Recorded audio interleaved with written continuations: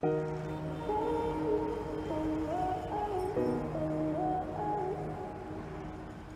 有走完的路不会是终点，故事的走向是自己选择的坚持。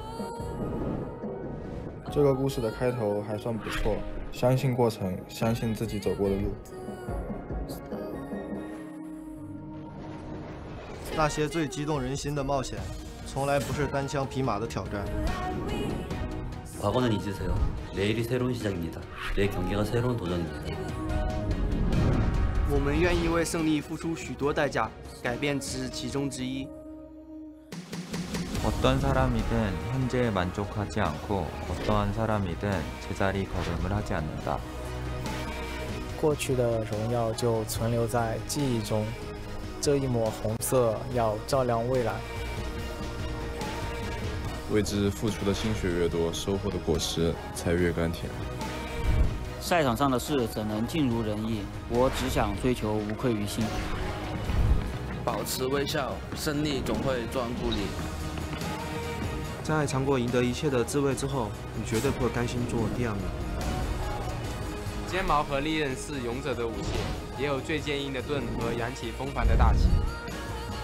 如果翻不过这座山， 他们就听不到你的故事。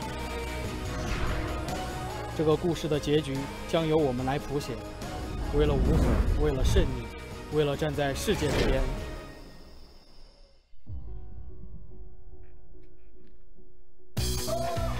Good evening and welcome to tonight's broadcast of the LPL, where the crowd is baying, adrenaline is pumping, stopwatches are popping, and no one can really determine who is in the red or blue corner because everyone, everything, and the kitchen sink gets thrown into the ring week after week after week. I'm Fish for tonight's broadcast. I'll be hosting the analysis, and I'm joined by the man who not only floats like a bee, but also from time to time stings like a butterfly. It's Brento Raz Muhammad. But before we jump in ringside and take part with all the action, we're going to recap the bloodshed that took place earlier in this week, because we had 2 games and 2 days that we did not cover on the English broadcast. So let's take a look at what they were. First up, it was TOP taking on FPX with a 2-1 victory, as well as the upset of Snake picking up 2-0 against EDG in Tuesday's matches. Yeah, and you know what? My predictions are going down the drain based off both of these alone, because TOP are looking so damn sick going into this one. XX is starting so often, and he's been the most improved jungler coming into this split. And just based off of it, Marin had an excellent game 1, then you go into game 2, and then suddenly we just see live. I mean, FPX has looked decent to start the split, but TOP kicked off this split with a bang. Raz, most improved team so far, what do you think? So far, I'm down that trail. I agree with you. We just have to see what they end up doing today. But in this day, when they went up against FPX, they were rowdy, they were scrappy, and they came out ahead. And that's everything we like to see from TOP, playing to their playstyle, being the brawl-heavy, what used to be bottom of the table team, now actually picking up a decent amount of victories and looking to try and make a playoff run themselves. Still very early into the LPL, however, as this is still week number 3. But earlier in the week, we saw a major upset. EDG, who looked like one of the top dogs of their conference, Raz, they dropped 2-0 to Snake, who are still running double supports in the bottom lane. Just feels like Snake going into game after game with the strategy they've been utilizing. This time around, it was SOFM on Aurelia getting gold funneled with a Nautilus. It's just so fun to watch this team play, and EDG were definitely not prepared for the early game scrapping. 9 minutes in, and this was a constant. They tried to use the gold funnel with Clear Love as well. He was gold funneling for their mid laner, playing Kai'Sa in the jungle. Didn't work out too well for EDG. SOFM with Irelia in the jungle, as you mentioned, something completely unorthodox. We know that they run very unorthodox strategies, but that was something completely out of left field. And we're about to watch the highlights of highlight plays. Raz, please take me through what's about to happen here, because it's absolutely beautiful. Bull! First of all, it's essentially a carpet being laid out. I mean, you're gonna see it. It's beautiful to watch. But then guess what ends up happening? We're not gonna see it, but we don't even get to see it. Just imagine it getting pulled out. Because ultimately, that was just an amazing set coming in from Snake, going up against EDG in that one. It was actually quite beautiful to watch coming out from Snake. They've been working on their strategy. It's been beautiful to watch. We hope to see more from them, especially with Babushkat being thrown into the LPL from Snake Esports. But we also had matches on Wednesday, which we were unfortunately not able to cover. And in those 2 matches, it went exactly how we expected, Raz, with a 2-0 clinical victory from RNG and a 2-0 from IG against PLG. And remember, these were our LPL Spring semi-finalists. This was the hypest matchup, RNG versus Invictus Gaming, and we expect these two to be the best teams coming into the split, let alone the Eastern Conference. So it wasn't really a surprise seeing how Vici fell to RNG, but in the following set, Invictus Gaming going up against BLG, I was a bit surprised by BLG. I expected this to be a little bit more of a scrappy because BLG last split were doing quite well in the Western Conference, but their Eastern Conference visit has been very poor. They started the split quite strong, showing signs of promise even in the games that they lost, but recently not looking too good, and the Miracle team needs to make a miracle run. But this was that play, Raz. They got it wrong the first time around, but look at you go! That look was at the him go. carpet, and guess what? There's no way you can run or hide because Jackie Love has got you locked down.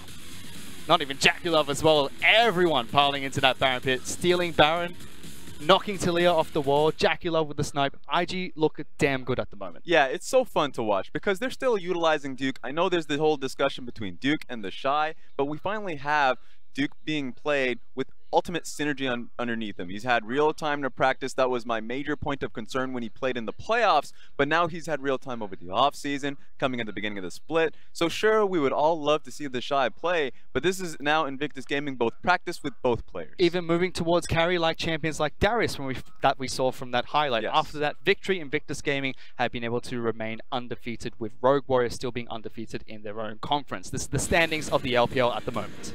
So Rogue Warriors and Invictus Gaming, surprise, surprise, the top of their respective conferences. For me, what is really surprising, unsarcastically, is WE and BLG. Both of these teams in the Western Conference last split doing quite well, getting into the playoff and having their run.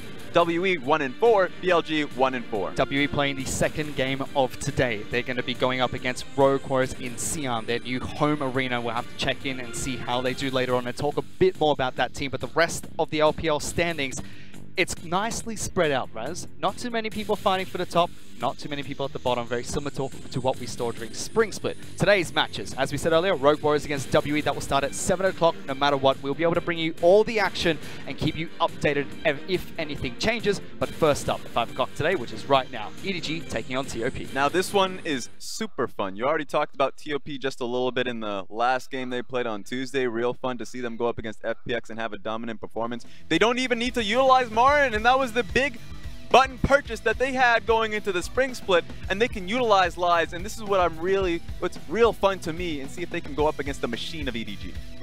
Difficult for them. Hopefully we can see the exact same scrappy playstyle that we saw for them going up against FPX. Potentially could throw a spanner in the works against EDG, because we know them to be that team, Raz, that likes to set up. They like to dictate when and where they're going to make their plays and look for the fights that favor them. If TOP can throw a spanner in the works and stop that from happening, there's a potential for an upset here against EDG. They already lost the Snake earlier in the week in the Snake pit. Let's see if another upset can be formed here today for TOP's lineup. No Marin in the top lane because it's going to be Lies, XX, Gung, Chol, as well as Cat. There we go. The team that's the machine themselves. EDG, Ray in the top lane, Clear Love, Scout, and in their bottom lane, their hot button purchases, iBoy and Mako. These are the two players. Make no mistake, that may be iBoy there, but he's I-Man at the moment, Raz. Woo! iBoy is looking on fire right now. Yeah, his team fighting has been exceptional, and I love the fact that they've still ironed out that EDG is a bottom lane team, because last spring split, this is a story time with Raz now, because spring split for this team was still play towards the bottom lane. The stats were super strong for EDG, but they were known as an early game team. They were known as, right off the gate, put iBoy on Caitlyn, Varus, and win through the tower difference alone, but it hasn't been the case thus far. And you get to look at iBoy's statistics here. His CSD from 10 to 15 to 20 gets worse and worse. 4th place to 6th place to 8th. Now remember, there's an abundance of AD carry talent in the LPL, so being 4th at 10 minutes in CSD is actually really good for this squad, and it kind of shows that they are moving away from that early game strategy, starting to group more during the mid game and actually look for those fights. Yeah, and the reason for it, remember, Lane Kingdom is not so much a thing now on the bottom side of the map, because that's what EDG would pride themselves on off the Caitlyn and the Varus picks.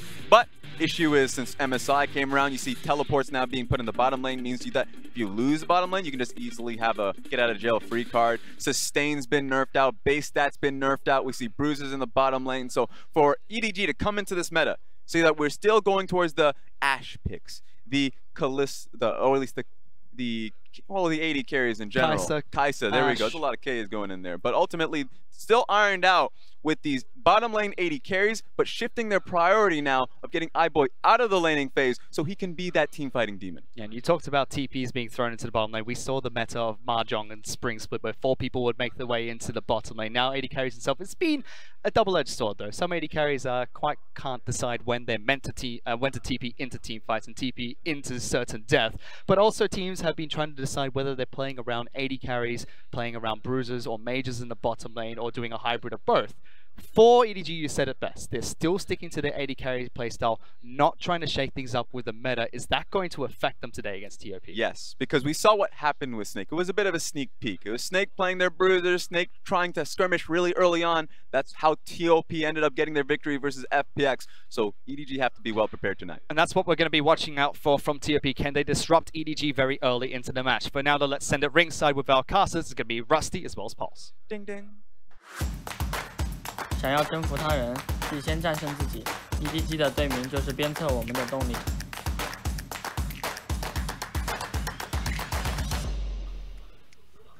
Thank you, Mr. Fish. We are about to get into this one very shortly with EDG and TOP. Now, this is a series, Rusty, where you would come into it and you would expect a 2-0 going over to EDG, but right now with TOP, they could definitely be either an upset, or at the very least, a 2-1. Yeah, EDG currently 3-1 in best of 3 series so far in the LPL, TOP 2-2. So there's not a lot that actually separates these guys, and ultimately, you're right, you would expect that EDG 2-0 from this set, but you never know with TOP in their current form. They have got a lot of cool strategies up their sleeves. Absolutely do, but it does start with Champion Select, of course, so TOP will take away the Aurelia, Yasuo, and Lucian from EDG, the Machine, and they themselves will remove the Vladimir, the Nocturne, and we are just waiting on their final ban in first phase. Yeah, Lucian and Aurelia, definitely still good bans here from iBoy, specifically the Lucian. It's his most played champion, but weirdly enough, that's a shared AD carry with Chocho, so I'm surprised to see it gone in that regard.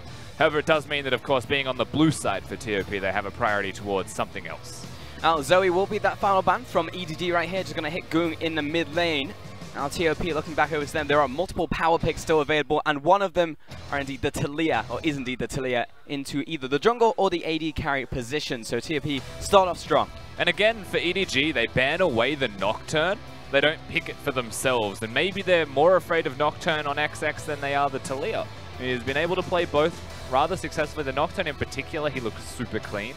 So now EDG on the opposite side, they ban the Nocturne, they don't give that to their opponents. You assume that it's going to be the Talia to be seen in that role, and now they pick up their options against it. And Talia are actually below 50% win rate right now. However, Olaf the Berserker sitting pretty at 66% on that win rate and has been picked up a bunch of times so far in the LPL. And that's what Clearlove will be locking in for himself. Now that is interesting indeed, Rusty. Actually going to have this Ashe locked in here for iBoy. No one really does this but EDG. So when you pick Ashe in the LPL, you pick Tahm Kench with it. That's what I'm getting at here. EDG is the only team that goes for just Ashe without the Tahm Kench in the same rotation.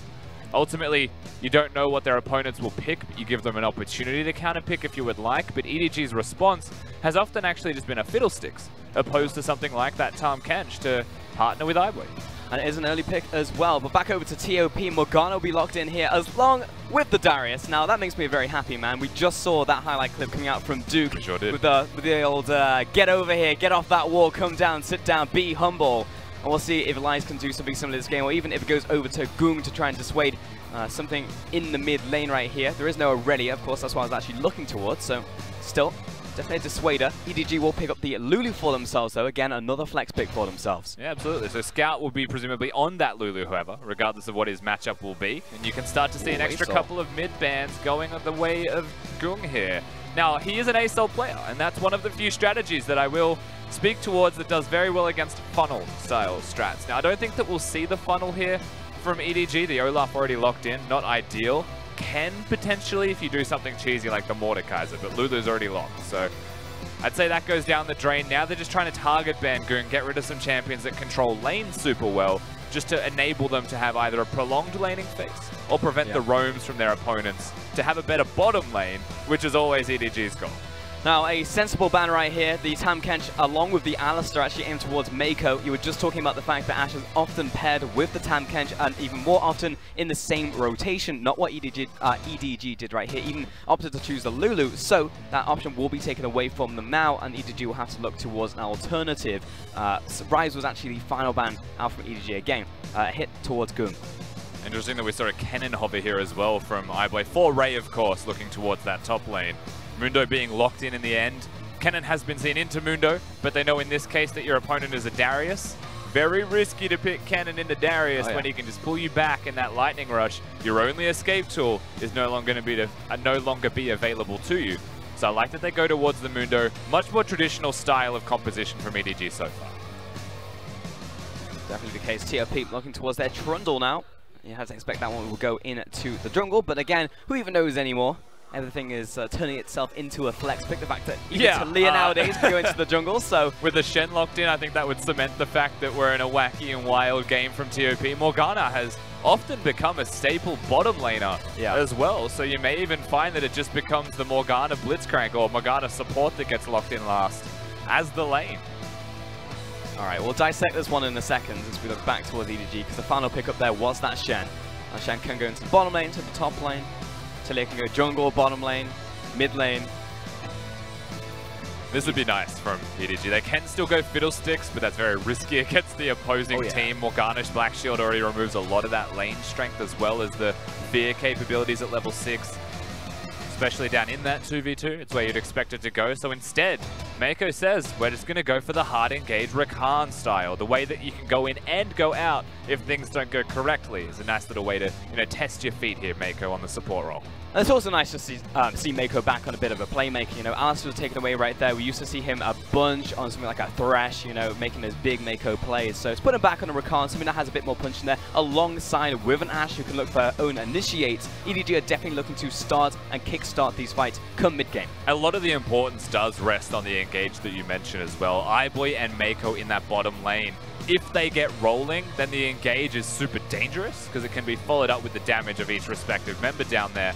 But if they fall behind, all they're good for is engage. And so they have to have reliance here on Clear Love, starting strong in the jungle, starting EDG's laning phase strong, and getting to that mid-game point where they want to find themselves. Now, I was a little bit shocked that EDG picked up the AD carry so early, because I actually wanted to wait just a little bit to talk about EDG and how they've adapted so far to the current meta. And they're actually somewhat similar to RNG in a sense, where we've seen a lot of AD carries coming out of them, and they're really trying to actually just kind of slow down from what we've seen before from EDG. Yeah, in certain respects, they are absolutely trying to slow down, but I think the one concern for EDG is that their style hasn't really changed. Like, they can try and slow down, but their way of opening the map is still a very similar thing.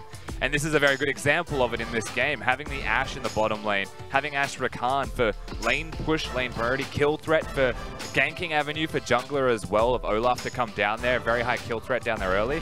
That's EDG in a nutshell, right? Yeah. They'll just get that lane open. And if you open up Mako and Clear Love to work together, they get their vision set up. And with that, they make the bigger plays as a team. I mean, really, it's about getting out of that laning phase, getting towards the mid-game where you really want to be. But we'll touch on more of that in the laning phase itself. Now, back over to TOP. So now we actually know where all the picks are going, with the Darius in the top lane, Trundle in the jungle, with the Talia in the mid lane, Morgana in AD carry position, the bot lane position, alongside the Shen.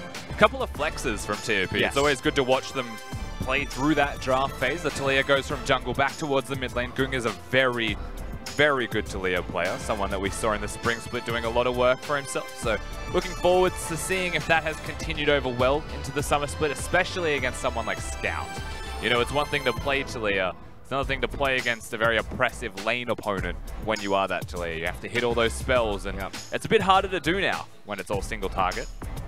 It is, and that scary man on your screen, Darius, who go into the top lane, who'll be facing down the Mundo. Of course, that matchup really is very reliant on how the junglers interact. I mean, on paper, Darius has a great time early against any tank, especially without a clear gap closer or way to escape from him. But more often than not, we just see them put on top lane island, and Mundo just gets the free farm. And with that top lane island, though, Darius will tend to have, in a similar matchup, when you saw the Poppies in top lane in Worlds 2016, for some reason, that was what came to mind. I don't know why. The Juggernaut patch. Yeah, you get yourself with like a 20 to 30 CS difference. And for Darius to still have that difference, it's quite sizable. And Darius is one of those champions that does very well with levels. So really, it's a very good thing to just have a farm fest for both top lane champions. And it's just about how they're able to, utilize those when it comes to team fights. And for me, I like EDG's composition specifically for the team fighting. I think for TOP, it's a bit more individual play-based. The Shen flash taunts can go forwards, the Morgana bindings can definitely start off fights. Talia walls can force funnels where fights will break out. Things like that can happen. absolutely.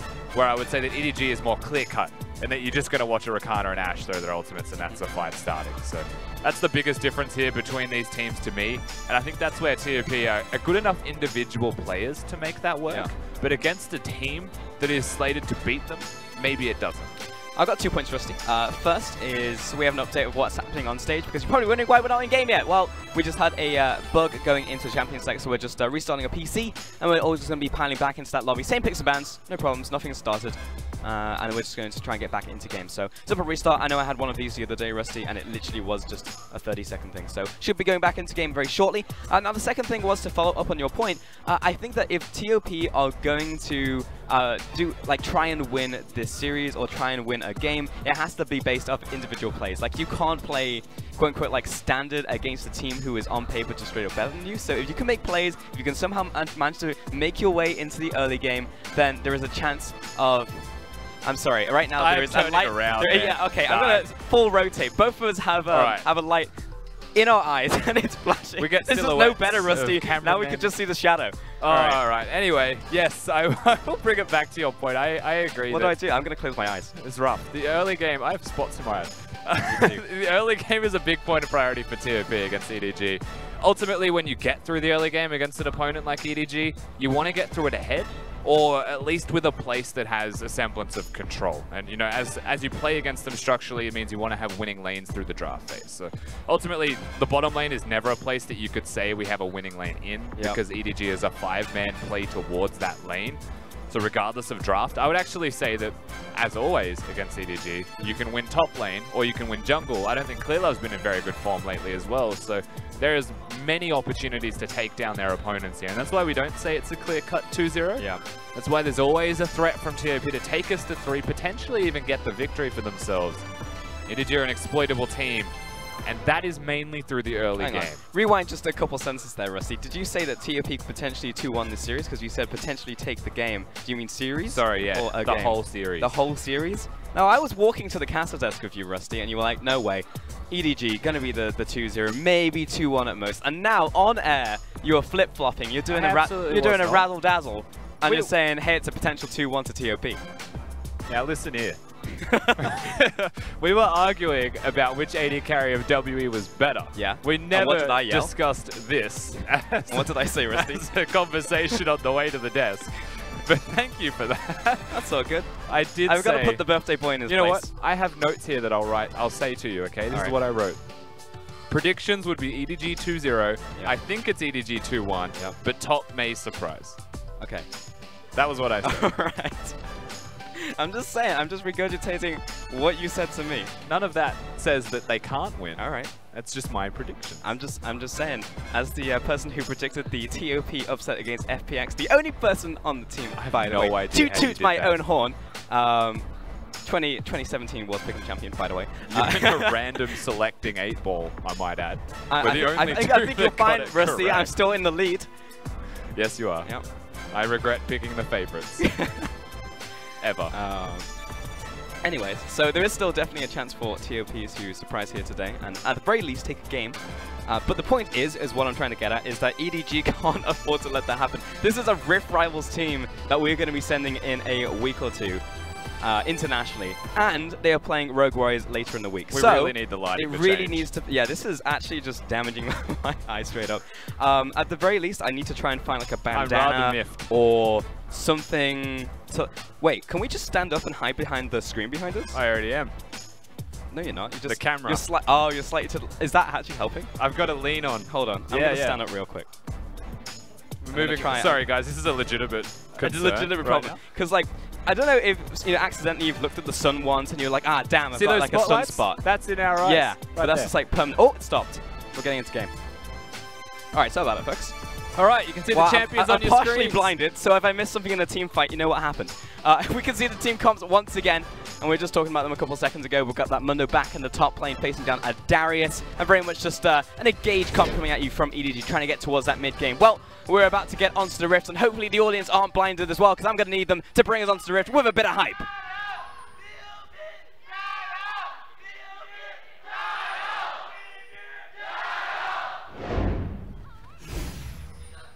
Well, even if your eyes don't work, still your vocal cords do. So good job, guys.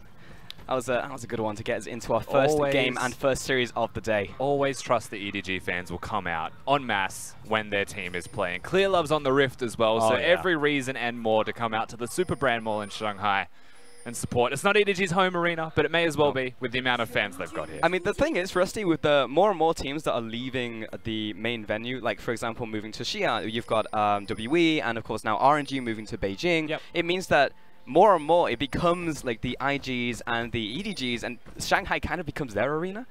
So everyone will just funnel in and constantly just be there to support, and it really is a big turnout today. I know that the EDG fans are pretty much flowing into the side of TOP, so good stuff. But as we get onto the Rift itself, TOP moving into the enemy jungle right now, moving on to that blue buff. Now, I'm not sure he's holding a freeze if, if EDG have noticed, but the fact that no one's come to lane, iBoy has a bit of a heads up. So TOP will get a bit of tempo here. However, clearly with the instant adaptation goes to Raptors, now looking towards the enemy jungle. It's been a super interesting start here. Of course, it seems EDG wanted to start a freeze in the bottom lane at level 1, or rather a push, so they can build it up into a stacked wave coming towards them. It's something that against, you know, like a level 2 gank from a jungler, it'll be harder to get that gank off if your lane in bottom is already pushing. So it kind of limits options for opposing junglers. And Trundle is renowned for level 2 ganks. He is so good at it by just putting a pillar down. If the other lane you're ganking, or the place you're going, has a form of crowd control themselves to threaten you. So I like this from EDG, and Clear Love's adaptation specifically is he'll be able to get the blue buff from his opponent, get the wolves from his opponent, and now I think the only part that he wants to be careful about is this Gromp. Because XX is tracking him down. I mean, it's the fact that XX walks into his top jungle. Where's my Merc Wolves? Where's my blue buff? Oh, there he is, Clear Love, trying to run away from my jungle right now, but there is no blast cone, and Clear Love even tosses out an undertow on his way out. Is a final screw you. And XX, I don't think he's going to catch him, but he may want to try and duel him with double buffs because he's got the red. Yeah, and look at the Smite War here as well. Both of them on cooldown for the same amount of time, so no one wants to hit the Scuttle Crab, but XX absolutely wants to take the one-on-one. EDG are just going to say numbers intervention. They're going to play the number game and try and push him out. I mean, this is it. Ray and Scout, the first ones to the scene. They get control of the crab, but the line's coming down as well. And it's given TOP time for them actually to regroup here, Rusty. And I mean, this is just a better 3-3 at the level 2 and level 3 mark. So they're just going to say, okay, we concede. That's close enough. And XX will get themselves the crab. It's almost by sheer brute force they tried to get EDG out of the river. And the mainstay there of TOP, the confidence of them saying, well, we can win this skirmish anyway. They hang around, they persevere, and they're able to get control of that Scuttle Crab. So a nice little lead advantage going over to TOP's jungler. And now he's looking towards that top lane. But note that Clear Love, very aware that he'll be on the same side of the map, and his Hawkshot information will also be very valuable. But the thing is, as bottom lane is just getting absolutely blasted right now, is I love the fact that TOP are utilizing this early strength that they have and actually leveraging it, you know, instead of saying, okay, well, we're strong right now and it means that EDG aren't going to like come up and beat us down in the first 5 to 10 minutes of the game and then we lose. It's no, we're actually going to get advantages now, we're going to instantly make a proactive play, then we're going to challenge Clear Love on his adaptation and continue to put ourselves ahead. So, if TOP have more in the playbook, as we find a double knock-up in the bottom lane, iBoy putting more harassment down onto Cat, then we could see a very strong early game out from the TOP lineup. Mako with some fancy feet there as well, dodging out on the Shen taunt. So the control of the bottom lane 2v2 will still persist to the side of EDG. It's pretty stock standard for EDG, but as you mentioned, through all of the jungle shifts in the playbook of TOP and EDG, I mean, that's just the way that it's going to play out in the 2v2 now. You've unlocked it, you've left them to their own devices, Zash and Huracan, so naturally they have that control. And the thing is for TOP, whilst they were taking those early moments, those opportunities to push forwards, it doesn't result in any kind of advantage. There's no amount of control that they get from that, not even a gold value realistically to speak towards besides the single Scuttle Crab. Olaf farms very fast through his first clear, so everything will just equalize. And that's still a good thing for TOP, being equal there, as top lane will continue to get ahead from just continued laning.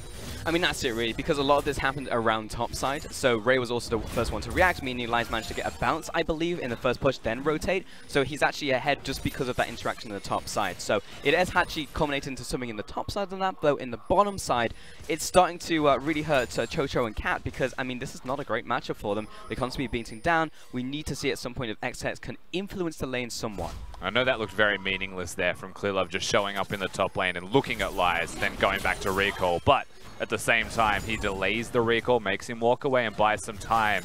That is time that Mundo gets. that Lies will not be teleporting to lane. It also means that Lies doesn't want to teleport to lane because there's no point now when you're going to be pushed that far ahead anyway. Yep. So it's a full reset in top lane and a lot of time for Ray to catch up.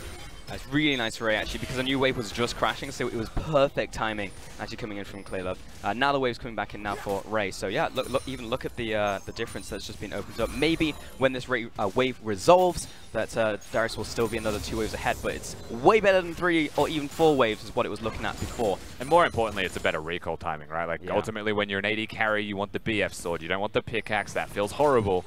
Same thing with top lane. Mundo can actually go towards an item now with 40 CS opposed to the 22 where he was under turret. And those armor items are very important for Mundo in this matchup because Darius will naturally bully the Mundo when he's only just a health buff, but once you actually get some of those armor items, it delays a lot of his damage coming out from the bleed and just initial burst, and more importantly, doesn't put you in kill range of the execute that Darius has. So getting these early items, getting an extra bit of health as well to avoid that execute coming in at level 6, which Lice has just managed to get for himself as he dings 6. Yep. Very important. So this Balmy Cinder and the old cloth armor going to be great for Mundo. So things that we didn't speak towards that we saw on our screen just a little bit ago was Gung having a look at bottom lane, potentially with the ultimate. Didn't get it off successfully, but had a look in. That's something that will continue. Every time Taliyah gets control and should be able to push this lane dematerializer, also meaning a great deal, as you can see. He should be able to leave lane, whether it's blue buff, whether it's the opposing side of the map or a gank. He'll get them off constantly. Now, Scout on the opposite side has recognized that. He's rushed Boots of Sorcery. So tier 2 Boots as fast as he possibly can means that he'll be walking as fast as he possibly can and be able to potentially match the pace of that of Gung. And he has Ignite in lane. So the kill lane pressure is a little bit in favor of Scout now. This goes back to what we were talking about pre-game though, Rusty. We were talking about EDG and how they're definitely slower in the first 20 minutes of the game. They haven't changed too much in terms of their playstyle. However, they still look towards that mid-game. That was a nice little pull there from Lies. And still trying to find those skirmishes and also try to play around these objectives. Now, fortunately, the first giant of the game is Cloud, but the objective itself doesn't change.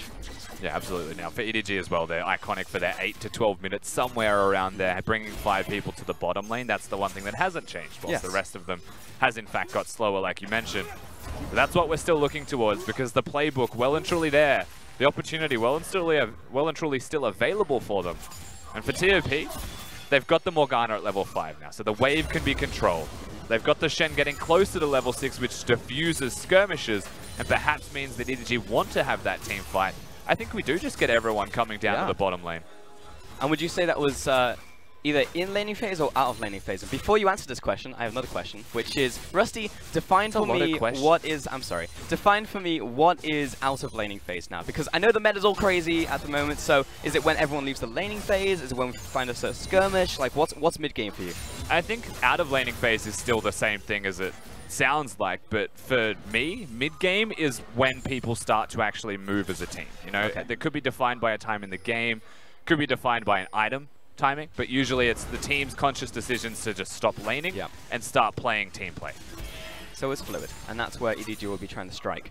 But for now, we are looking towards XX right here, setting up for this guy. Kick from the engage up from Cat. Mako locked up, jumps back towards his ally, right into the quickness as well, just in case. Look for the former, the increased dive, because Goon was actually rotating for the mid lane with his ultimate. Now Cat, XX are pushing up to the tower right here. Tower Aggro latched onto by Chocho, and now got Clearlove eventually reacting to this bot lane play, and Goon still in fog of war. They hold very well considering EDG, being able to stay under that turret, okay, just dodge a binding from raw skill alone. Very nicely done. Now Clearlove, he will get spotted by XX. It doesn't mean that Clearlove will find him, however. And we get to completely defuse, but the first move, the first step, was in the bottom lane, was against EDG, and it does force the ultimate out of Mako. And the big thing is, it's like every time we say, oh, identify, it's like, okay, TP, I would love if you do this in the next 5 minutes. That's exactly what they do. It's Gung is actually now being chased on, and he's in a lot of trouble. Here comes Scout, finds the knock-up as well, and Clearlove is also behind him, flash over the wall. They want to secure this one. Gung, that's a help out from Cat, but he's dead, and now Cat is in struggle street as well. He gets slowed down, but should be able to shadow dash to safety. EDG will find themselves the first kill of the game. And they could have pushed forwards towards Cat, perhaps tried to get the flash out of him if they really wanted to be aggressive. But they choose to slow it down. You see what happens when Sorkshoes Lulu gets an opportunity to find you and has that ignite. The heal was off from Gung very early before the ignite came in, so not reduced healing amount by any means, but still more than enough damage coming out of them to secure themselves that kill. Very free, I might add as well. Yeah. Really good stuff there from EDG, but it was just the fact that Gung was so far pushed up and must have known that Scout was rotating back from the bottom lane there. I mean, he was doing the one more wave before I leave approach, and Talia not as good at doing that anymore. The 5 pebbles have to connect on individual targets, so positions fairly aggressively is made to pay for exactly that. Is indeed. Remember, guys, our match of the week is coming up tomorrow. That will be Invictus Gaming versus Royal Never Give Up. So make sure to tune in for that one. It'll be our final series of the day at 7 PM China time. I'll figure out whatever that is in your time zone, because you'll want to watch both of these two teams, as they will be heading to Rift Rivals in just over a week from now. We have EDG against WE on Sunday as well. So set 3 on Saturday and Sunday is the place to be in the LPL 4. It's going to be a little late, I know, for a couple countries. EDGRW, close enough, I guess. I got it very wrong, I'm sorry. All good, Rusty. We've got XX and Gung heading towards the top lane, flash forward into the apprehend. Pillar of Filth as well, for good measure. Now, Ray is starting to get his health back, but the flick is good from Gung, and that's right into the execute down from Blythe, but it's actually XX with the kill credit. EDG trading in the middle lane, they're looking for the turrets. They're very well timed from them on the response, but it's not going to get them the kill. So TOP start the base race. But I have a feeling that EDG should be able to win. Mako not actually showing himself here. It seems like they want to turn and burn on the Talia. Talia then using the wall, actually splitting up Kalila from the pack, but here's the tower down already from TOP, delaying them to get down, trying to find Gung in the mid lane though with the quickness, and Mako falling forward. Look at the stutter step, keeping the tower in aggro, and that's a kill over to EDG. And I feel like EDG maybe could have kept pushing if they wanted towards that mid lane turret. They choose to back away, they choose to help iBoy. Now he's still got the ultimate there. Oh, that was Chocho! Fast on the trigger finger there, but now he's got 3 members rotating towards the bottom lane. Look, an ultimate, but the Ragnarok is good once more. He's low in health, backs away from the soul shackles. Scout dodges the wave once more, turns around with a volley. Chocho being chased down by iBoy, flashes away and escapes from the play. Honestly, it was brilliant from Chocho, brilliant from Cat and Chocho together to stay alive at all. You saw the play, really cute attempt from iBoy. Throw out the E, make him think that you're just revealing something, and then the arrow laced underneath that. The Black Shield was there, the stopwatch was there. Very brilliant stuff. And frankly, good stuff from both sides, Rusty, because we saw the Black Shield out from Chocho, but then the instant Ragnarok from Clearlove was just as good to block the binding. iBoy walking up, just spotting Cat, taking out that ward real quick. But yeah, both of these two teams are actually playing at the very least on the top of their game when it comes to the mechanical and individual level. You'd expect nothing less from these teams, respectively, as well. The mechanics should always be there. Cat was one of those players that's been known in the support role, is starting to rise up as a rookie. Definitely someone still worth noting. And Chocho has proven in this split alone that he's got what it takes to keep up with the best at times. The Tristana is the one that comes to mind amongst all of his other ADs that he plays. Yeah, Cat definitely one of my favorite players just to watch, because he's just straight up insane. He will just run at you without his team into 4 players and just expect that you respect him. He'll do plays like this, and Chocho's off warding, and it's just like, I'm just going to 1v2 the bot lane. So Cat always likes to go forwards and think afterwards. XX is going to find himself in between a Rock and a Olaf, who's going to keep on throwing axes at him, though that's the last one for now. Mako and iBoy moving in from the bottom lane. Gung responding from the mid. Now Cat moving in from the spot side as well, along with Chocho. We're going to find ourselves a binding. Can he connect onto Mako?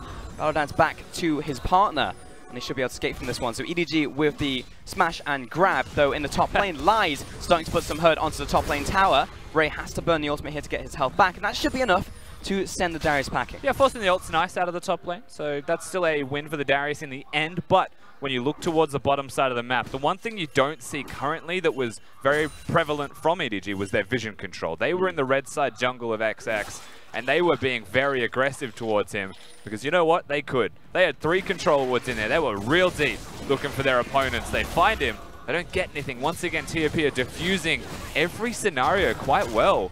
Be able to just walk away from it, no problem. But EDG always seem to be one step ahead of them. Yep. Oh, that iBoy arrow cross map, just in case something opened up around Shelly. Meow. But might be EDG just going for this one, because we're getting recalls coming out of TOP, so they just give them the old setup, but they start to back away. They don't know how many TOP members are in that jungle, because there are simply not any deep wars here from EDG, so they just have this lack of information and knowledge. So again, defuse, counterpunch, even though the counterpunch doesn't connect, TOP are still looking for it. Well, the vision has definitely been cleared, and unfortunately all this looking hasn't resulted in a crazy amount. This turret is getting close to falling, however Morgana just pushes by default when a wave crashes, but iBoy has a CS advantage. So if the turret stands and remains alive, EDG get the advantage from bottom lane. Mid lane, the exact same thing. 0-2, Gung's having a bad day, and it's not because of his one-on-one, it's because he's getting pressured now from all of EDG. Little things like Mako hiding himself, not getting the first brick because he wants to kill Gung. It shows that they're thinking, or trying to think, a step ahead of their opponents. But TOP have kept up. They're still scaling well. Again, we're gonna have that early execution as Cat knows he sees two people in the brush. But I think we had the recall, yeah, just Mako staying in there. Cat will back this one up. Execution's calling into the top lane there for Lies, so when he remains into 1 versus 1 against Ray, it's going to definitely be an annoying time for the old Mundo. Though Shelly goes down, it will be XX finding this one, and again, TOP actually building up tempo. It's in the bank. It's not being used yet, but they have it ready to spend. And you'd be using it mid lane right now if you were TOP. You want to free up the Talia. There's a chance that you want to free up the bottom lane, but I would say, you know, the way Morgana has been pushing naturally anyway, that this turret is a stone's throw from falling and will continue to fall down slowly. So you look at mid lane, you look at the Lulu that's just been hard clearing. So summon the Herald there, group up as 5 there. This is your first opportunity to utilize the Darius, and he's got an Executioner's calling for the Mundo, so they could try and force something here if they wanted. EDG are trying it.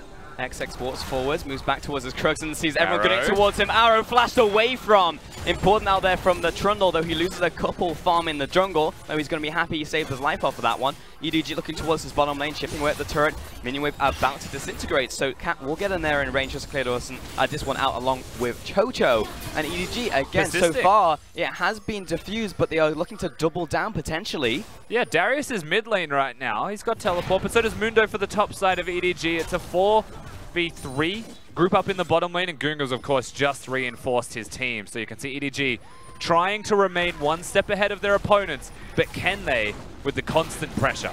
That's the big question, Rusty, the $1,000,000 question.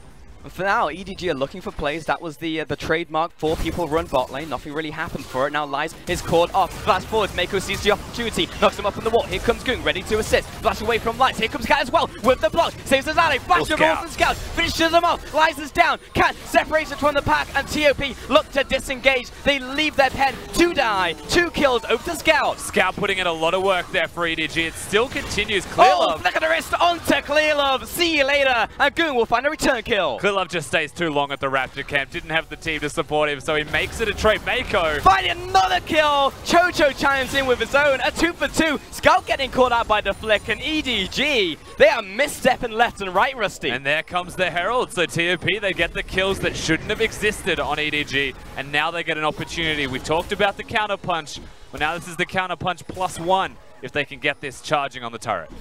Shelly's opened up her eyes. She can see, and she's being hit by iBoy currently, getting chunked away. That's really nice from the AD carry, but needs to not get caught. But he's got the happy feet. Left, right, dodging forwards. Tara about to die, but it's close. Had iBoy not done that, it would have been a dead mid. Things are very dangerous now for the side of EDG when you look at the standing gold that is so close to going down. We get to watch this fight against Scout. Plays this very well with Mako. In unison, the team goes forwards, they make the plays, and then they disengage. They don't let Lies get health back. And you can see Scout flashes, ignites, secures the kill, dodges the taunt as well from Cat, and just picks up a second. That's great. Like, this is great from EDG. Push forwards. Now there's no chance the Herald's going to get used in the next 30 seconds to a minute. Clearlove just dies, clearing out the Raptor camp. Thought he could take it. Absolutely could not, and opened up his sweeper very late. Then Mako's like, I've got this. In the same bush. He goes to sweep the same bush. I've got the opposite of this. Ooh, drag over the wall, apprehend onto Mako. He's going to jump back towards his ally, though. But you see, TOP are the type of team where it's just like, I know a lot of other top teams would be like, okay, we've lost this trade, we concede, we'll back away. EDG, you take your rewards, your spoils of war. But TOP are like, no, we're going to keep going until the last man standing, and we're going to find some kills. XX, he was on the dragon by himself, a split up from the team. Here comes the TP, arrow goes wide. Nice shadow dash coming in from Cat once more, and Clearlove gets chunked as he looks to aggress forwards. iBoy really is going for these long range arrows. Doesn't want any close-up business. Oh, he's looking for the highlight reel. Yeah, he's getting those highlight reels. Thinks he's Xuan Xuan P, but he's not. He's missing them.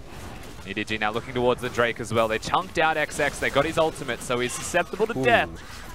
Cat, big chunk onto him. Clearlove should be able to get this Cloud Dragon, and TOP They're crazy, but they're not that crazy. They're not going to risk their lives over a Cloud Dragon 4 now. We're 20 minutes in, and we've got a load of low health bars as well, and probably a bunch of gold to spend. So TOP are going to do so, and EDG are going to get a bit of tempo on the map, push in the mid lane, move towards the jungle, place down a couple wards, and Khalil's going to go back to base and find himself a few items as well. And this is where EDG want to be. And now, it may not be in the ideal way for them, but this is where they want to be. Their bottom lane is completely unlocked. They now move towards the mid lane. Scout may not be a teleporter, maybe a Lulu with Ignite. They didn't get their opponent out of turret, but they are unlocked. So regardless, this is that point in the game where they start to move, start to make the plays, and they look very aggressive with their engages. Indeed, Mako hovering off to the side, just being the constant annoying Rakan, saying at any time I can engage with the swiftness dance combo, though I don't have flash right now. We'll jump back towards his own jungle, and the push continues in the top side. Now we're 1, 2, 3 in terms of towers. So EDG, if they do want to step up the next couple of minutes, as you're talking about, Rusty, I do want to see more towers and more tangible objectives come from them that aren't just a Cloud Dragon. Yeah, you can see Ray now actually going towards the bottom side, a fair indicator of at least the Baron side of the map being their point of focus. He doesn't have teleport for quite a while, where Lies does, however. So the opportunity to make a play is actually on the TOP side. If they really wanted to. Their composition's a pick-style comp. The Morgana binding is going to be the #1 way to start something off for them. Or a Talia flick if you're able to hit that one. But if one connects, the combo, the follow-up, is massive, and they will pick off that single target. I think that's the way that they want to play these out first and foremost. Find themselves a pick, keep moving forwards. Who are the key players then from EDG? If you've got a pick comp from one side, TOP are going to follow with the Darius afterwards then. Who are we looking towards? iBoy for the initiate? Oh, yeah, I mean, it's just iBoy in general. iBoy? Not even for the initiation. You've got a Lulu that's got 3 kills, and the Ardent Sensor was the second item, so he'll do damage with that Ludens. It starts to scale off as he goes supportive. iBoy's always the person you have to look at. He started Cleanse for this reason. Doesn't have the heal, has Scout instead. That's all about him. It is. Double support, tank line in the front, double items right now, 240 farm. So iBoy, the funnel has absolutely not only started, but is midway. Gung is hovering around mid, just sitting next to a wall for that extra movement speed. Now Cat is on the bottom side of mid, looking towards these 3 EDG members. But there is no one else supporting just now from TOP to look for a potential engage. There are many Ludens across the board, so in terms of burst damage, I reckon someone's going to get popped at the start of the fight. Someone from TOP or EDG, honestly. As we now look at the lane assignments, and Lice has found himself on the bottom side of the map against Ray here, as EDG are setting up in the bottom side of mid lane. Need to be careful, TOP. Of course, Cat's clearing a ward, separated himself from the spell shield, so very confident stuff coming out of him to be able to present himself so aggressively. And speaking of, Lies is in the jungle, but he has Shen on top of him, ready to turn this one around. Ragnarok is ticking, but here's Mako in the rotation. He'll flash over the wall back to iBoy, so it's a flash from them, and TOP will be happy with that. Ray has the inner track towards the bottom lane tower, however. And it feels like EDG are not all on the same page. Aggressive teleport from Chocho as well towards the Baron site, so no chance of defending bottom if EDG grouped, that is. That's what you would expect. Ray gets dragged in, but he's quite happy to continue trading. He has Scout coming down. There's the knock-up. XX very tanking himself, though. It's going to be a war of attrition as slowly this Trundle is being burnt down. Underneath this tower, Ray stepping side to side, burning him out with the burning agony. Now Lies with a flash away, finds the heal, but the Ignite comes down. Flash out, and here comes Cleo for the finish shot. And once again, the heal from Lies turns it around with the ultimate, but he'll go down. EDG with 2. Mako looking very good. They're working with Clear Love in tandem, so they get the kills. The teleport from Chocho, the Morgana not being available, and EDG just make the obvious play, but they do it well. And it's not just one turret in the bottom lane now. It's pressure at the very least on 2.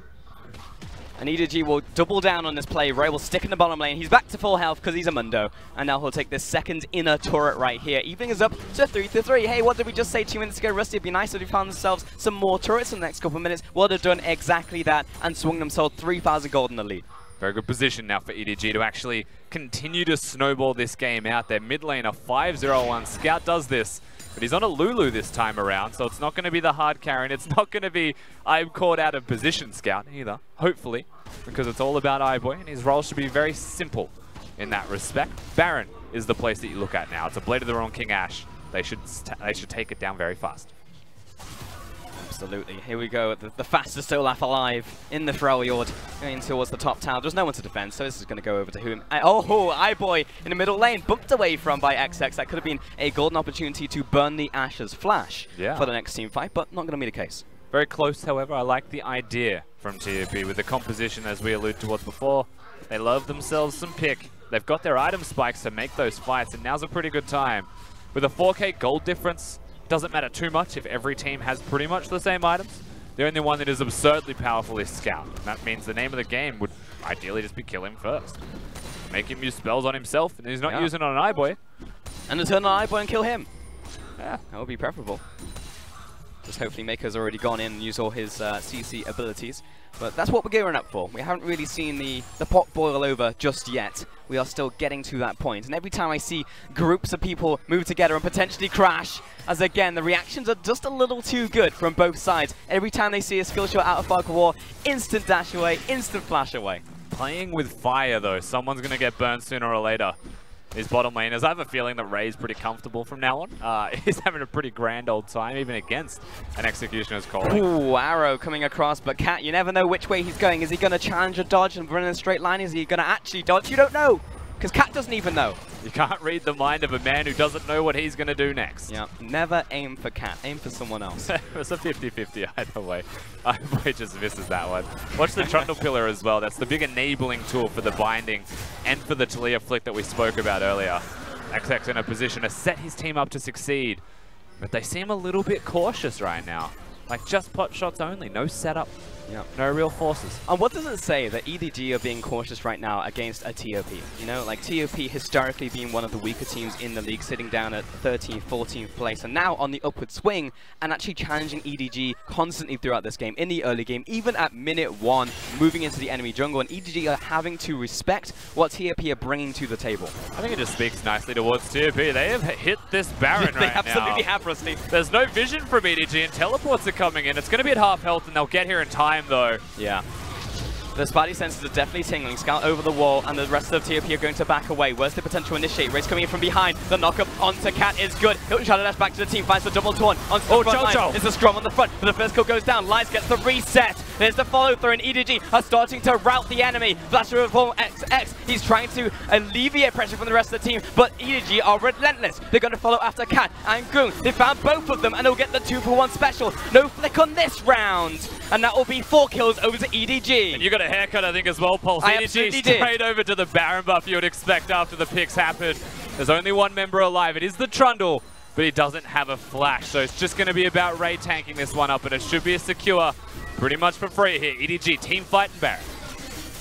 EDG, that was a 1-for-4. Mako just sacrificing his life for the greater good of the org.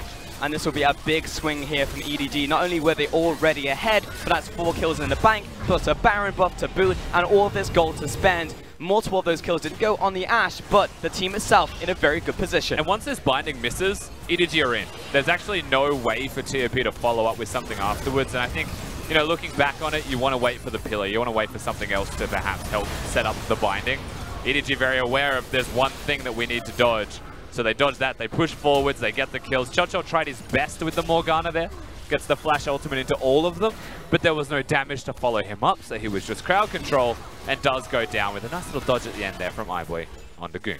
Now, very nice stuff. Just fancy footwork is what we've seen, honestly, from iBoy all game long. But the other thing is, TOP were, first off, on the retreat, and secondly, didn't find their initial pick, which is what they generally found in the team fights prior. It was just, as I called it in the team fight, scrum on the front lines, and Chocho was like, perfect, I'm going to flash you with Shoal Shackles, and everyone looked at him and was like, okay, I guess we'll just kill everyone else, and then we'll kill you when you come out of Sonya's.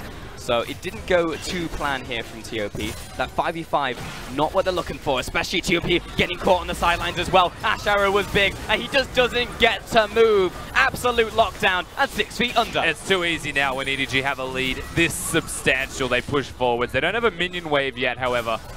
So Leah's going to be able to move them out. It's 1 minion, it's all they need. I mean, you're trying to block us out. How about we just kick down the front door and we go forwards into the house? Lies being pushed back, but he's trying to retreat right now and put the dash into EDG. He comes out the drag once more, but he's by himself. No Darius time for you. You're going to be biting the dust. And Chocho getting chased out by Ray, who does not care for turrets. I don't think there's anything actually dealing damage to Ray. Too strong. EDG get another team fight. They've got the Baron, and it looks like they'll be able to get this first game by just pushing it down mid. The machine is unstoppable. It will roll down the mid lane, take down both Nexus turrets, and say, Goong, you're coming with us, buddy, to the graveyard. And we're on to the Nexus. Game 1 will go to EDG. A very clean showing from them. slow, methodical League of Legends. A couple of mistakes here and there, but that's just good plays from their opponents as well. EDG starting the series 1-0 up. Not quite what we were after from TOP regarding their performances, but this is a win that barely needed iBoy. This was just Scout having a very good game. It was. I've been liking what I've seen from Scout recently. To be honest, Scout has been a type of player who, for a while, was just like, I can't tell if he's going to be good or bad on a day. He was really good on Talia until teams realized that, wait, we'll just ban Talia. And then it was just like, oh, well, what else has he got left in the tank? Scout, the split has been great. He's been picked up multiple new picks. We saw this game on the Lulu. He was the support, but became the star of the show.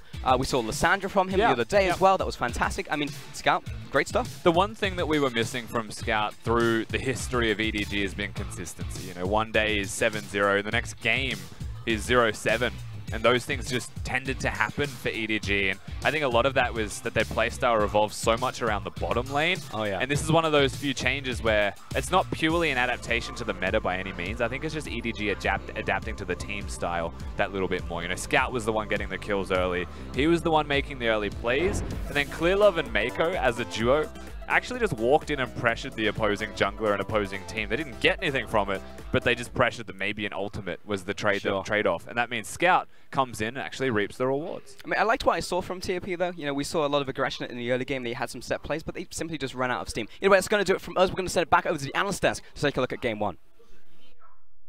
Thank you, Pulse. Thank you, Pulse. And it's a game one victory going over to EDG there. And it was very different drafts coming out from these two teams. We saw from EDG, they were to pick up the composition that protects iBoy, whereas from their opponents, it looked quite sketchy. Morgana as well as Shen being thrown to the bottom lane. That's not Snake, that's not Gold Funnel team composition, but it seemed like it neutralized that bottom lane quite well, and TOP had opportunities to attack the early game. Yeah, so that was the biggest one, where they found themselves going into the late game, if you're TOP, mid-game that is, just because the protection of the early game was just down-packed.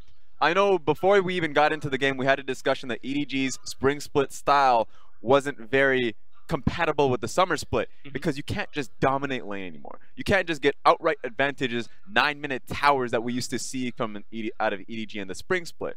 So coming into the first clip, what we saw in this time around, Morgana, Shen, super passive. Teleport, we made a mention of that one as well, because when we see Ashe finally getting the opportunity to send the arrow down, immediately, Chocho, great respect there, knew that it was going to fly through. Boom! No impact. But he's so far down the lane that you would think that it's still possible. Scout and Clearlove going to round down. Clearlove, even though he uses his Ragnarok, remember, Ludens is already picked up by Chocho, so he does enough damage as is. Comes out, burning his flash, burning quite a few summoners, but he comes out safe, and that's what matters here. And we got to see EDG use their composition to pick up quite a few picks. Now, this was one of the later picks that we saw come out from EDG, where they capitalized on Chocho, teleporting to the top side to pick up quite a bit of farm for himself, leaving his team in the bottom lane to be dove by EDG. But this wasn't the first thing that we saw coming out for them, because with TOP's composition, we saw top lane pushing in by Darius, we saw Talia being able to get a push barely against Lulu in the mid lane, and as you were talking about, the neutralized bottom lane. It set up TOP for quite a few opportunities to attack that bottom lane combination, which EDG wanted to leave alone. They just want iBoy to farm, sit there and relax. But every time Gung roamed to look for it, it was disrupted by Clearlove, disrupted by the Lulu in the mid lane, and actually caught him out twice with that Olaf pick, catching him transitioning between lanes, and got EDG a very small lead to start the game. That's why I love seeing the Olaf pick in particular. It seems like Clearlove literally nabbed MLXG's Olaf, because we got to see Black Cleaver Olaf from him, but then of course, when MLXG got picked off quite a few times by MLXG, he's like, all right, I'll pick it up myself. So we usually see the Lulu-Camille combination, but the Olaf-Lulu combination works because you run in quickly, you have the stats to just roll over them. So while you want to see the Talia move out of the lane, she's going to get Ragnaroked and demolished every single time she makes that play. And it seems difficult for Clearlove to run this into a team fight, which we didn't see too much of, because he runs into the back lines. Yes, there's a lot of CC that his Ragnarok is going to ignore, but on top of that, he can do what we just saw in that replay, which is run into a skirmish instead, ignore the crowd control, and look for a couple of picks. But that replay was something you and I definitely wanted to talk about, because although a very nice play coming out from EDG, getting 2 picks against TOP, Clearlove decided that he's going to farm Raptors afterward. Mako walks over towards the brush where Clearlove just died, and immediately, instead of being EDG, the team that's known for setting up after getting an advantage and taking more, they fell and lost 2 kills. Eventually, Rift Herald was thrown to the mid lane and was an opportunity for TOP to almost counterattack on a play that was against them. Yeah, and it turned into another kill, as you mentioned. So you get these moments where it is a breakdown in communication, where Clearlove did end up trying to de-ward, should have had the team with him. The team's mindset was they wanted to look towards an inner tower in the mid lane while he was obviously on his own. So these are openings that teams will obviously try to chip at them. And so for EDG, this is a good lesson, and I want to see them going into game 2, cleaning that up even more. This was a clean game, except for those plays. It might even get harder for TOP to attack now. Because yes, TOP's looked good during summer. They started the split strong, hit the ground running, and they cleaned up a lot of the things that we were, questioning from them during spring split itself. But they're going up against EDG. EDG, this was a chance for them to clean up their play, especially with Rift Rivals coming up next week, a tournament they're going to be representing the LPL at. So hopefully we can see that from throughout the rest of this series. And we talked about how it's all about protecting iBoy, making sure that iBoy is set up for success in that bottom lane. Well, one way to do so is make sure you have an incredibly well-fed Lulu in the mid lane, buffing him up, 7-0-8, dealing a ton of damage as well. It's Scout that picks up MVP. He was a bit bloodthirsty. In the last replay we saw him flashing in to get the Ignite across. I mean, some of these team fights were a little bit hectic, so when he found the opportunity, he took it. Definitely did. Set himself up for success. Made sure that iBoy was buffed up as well. And that was EDG's win condition. We talked about the early game being neutralized. TOP could have capitalized on it, but when it comes down to the team fight, this is what happens. This was my favorite team fight because Mundo did something subtle. He threw a Q at the Darius the moment they already went in and picked off the primary carry off of this one. So it was incredible to see Morgana already stricken off the rulebooks. She was already gone before Darius even had the opportunity to be set up in that fight. And that's what TOP's comp is, protect the Darius almost. 2 supports in a bottom lane, mostly damage is going to come out from that top lane pick. And it seemed like something that could have worked well into EDG, but their early game setup just fell apart. EDG were able to dissect TOP's early game strategies quite well. That's why I liked BSYY's draft from TOP. Okay. I felt like it was safe in the early game and set them up well in the team fights, but team fight execution is what matters. But do you want to be safe in the early game against current EDG? Because maybe last split, yes, I want to be safe against EDG. I don't want to fall to their early game pressure. They were, what, 3rd in taking towers very early into the match? Do you really want to do that? Or do you want to attack them early game now and disrupt iBoy from the get-go? I'm going to say attack. Okay, I'm going to say attack, because that's how TOP took down WE at the very beginning. It was off of Chocho and Cat, so maybe we put Chocho and Cat on active champions. The Tristana, the Leona. I want to see the Leona. Hopefully we can see more coming out from their bottom lane there. Using Gung to try and disrupt that didn't work out for them, but we're going to go into a quick break. We're back with game number 2 in just a bit. 想要征服他人，必先战胜自己。EDG 的队名就是鞭策我们的动力。